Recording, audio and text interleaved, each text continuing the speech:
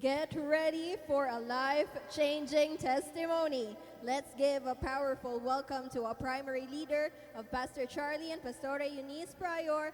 Let's give it up for Dave Ranario.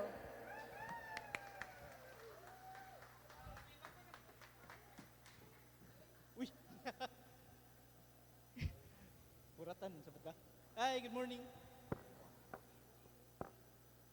Lahi aragid basta AI, no? Wait lang. Good morning, everyone.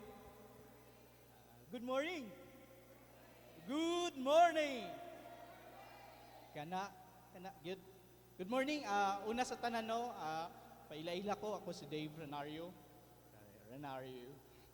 So, una sa tanan, akong ginahatag ang praises and adoration kang Lord for giving me this opportunity to speak sa inyo sa tubangan karon, and also to our dearest mommy and daddy, Pastor Charlie, Pastor Eunice, sa pag-guide and even sa pagtutok sa mo, especially sa mo aduan ni Tony. So we thank you from the bottom of our hearts. And also to my wife, I love you. So I thank you for the support sa tanan, no? So anyways, so wala, nakailas ako si Dave, one of the primary of Pastor Charlie and Pastor Eunice from the team, Expandables team. Asa sila kaway-kaway. So, for almost 20 years, I've been a Christian. Sukad sa una, nadawat na ako si Jesus, no? As my personal Lord and Savior. Pero sa tinud-anay lang, dugay na kay ko nga on and off nga Christian.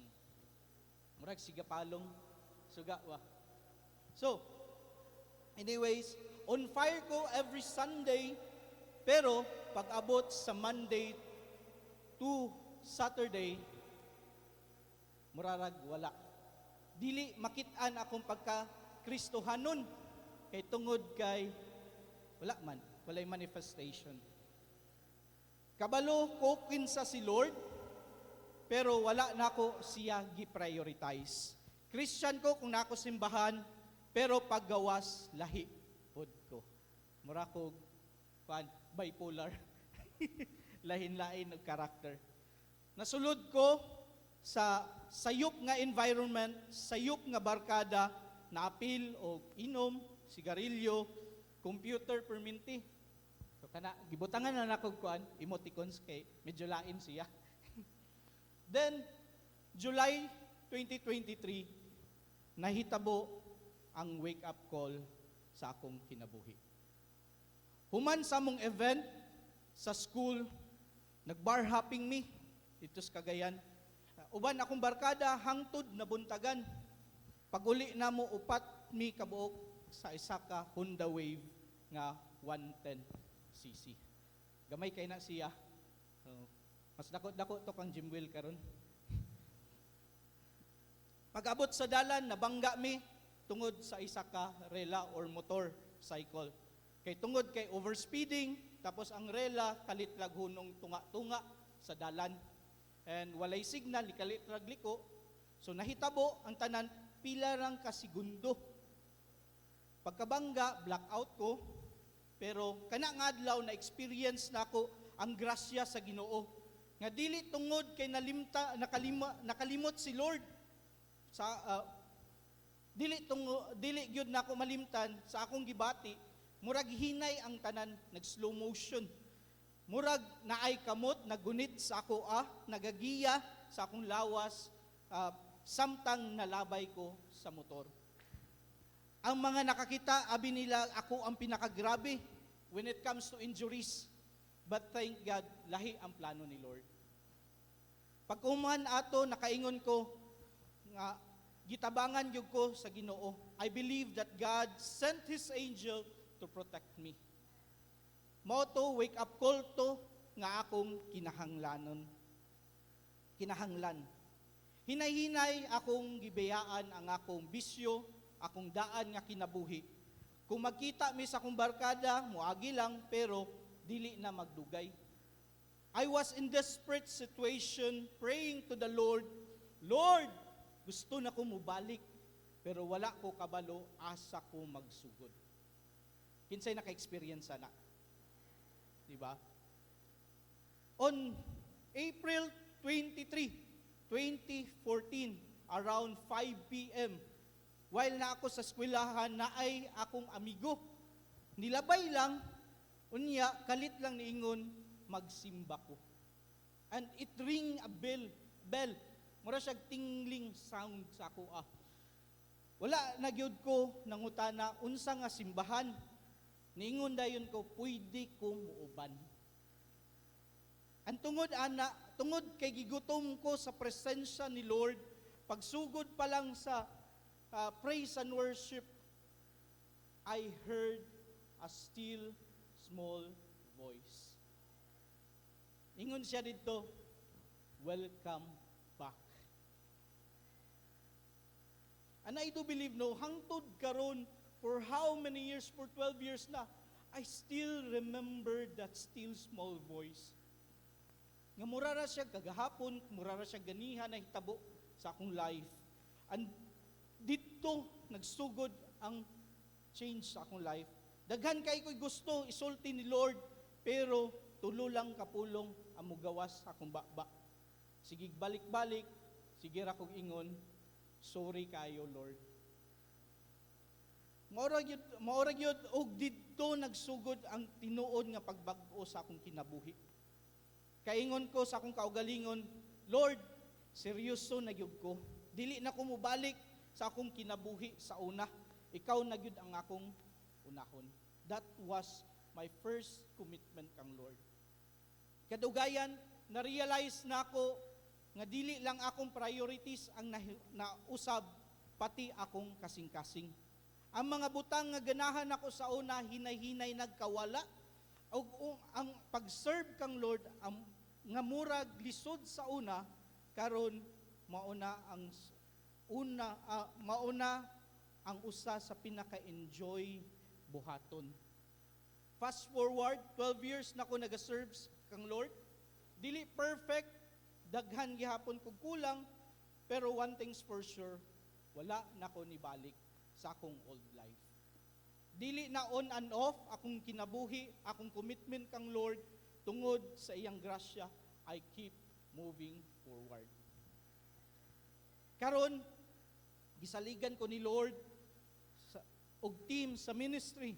Last July 11, nahimo namo ang first nga simbarkada or grand cell group gathering.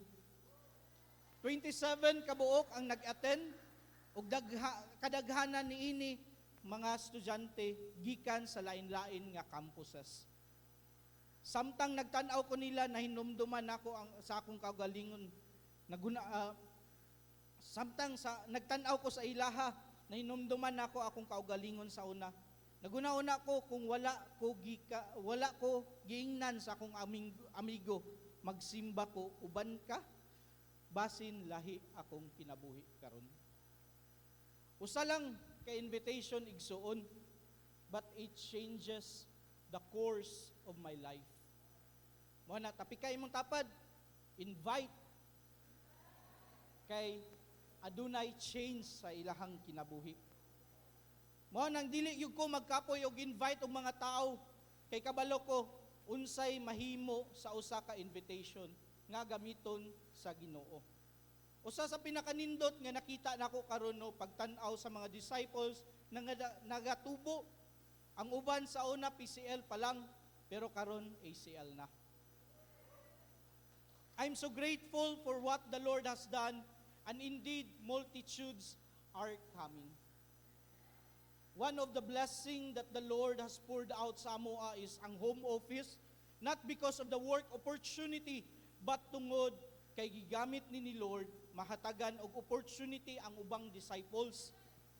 Naay naka-work, naay naka-support sa ilang family, and ang pinakanindot, nagapadayon gihapon sila sa pagpangalagad kang Lord o pinaagi sa pag-conquest in different campuses and communities makalipay kayo tanawon sila tungod kay dili lang ministry ang naga-multiply pati ang opportunity.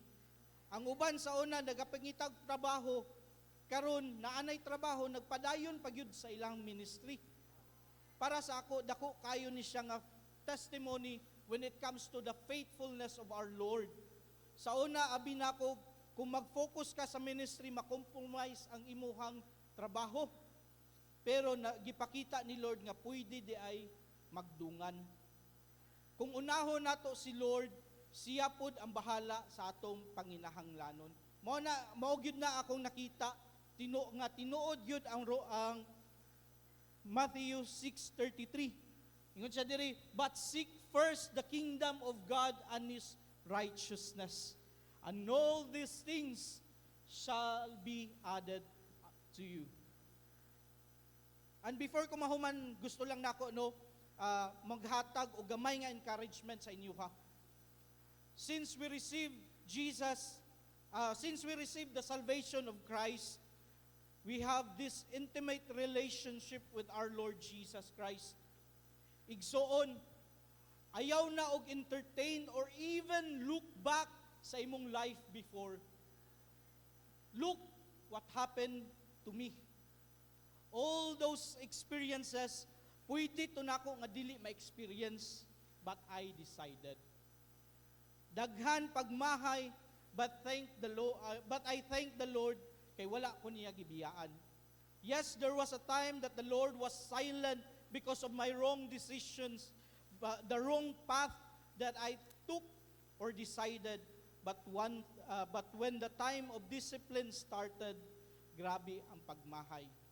Mao na ingna imong tapad, igsuon, abanti ta, ayaw ug undang, kay dili lalim ang disiplina sa Ginoo. And mao na I'm David Inocranario, and this is my testimony. To God be the glory.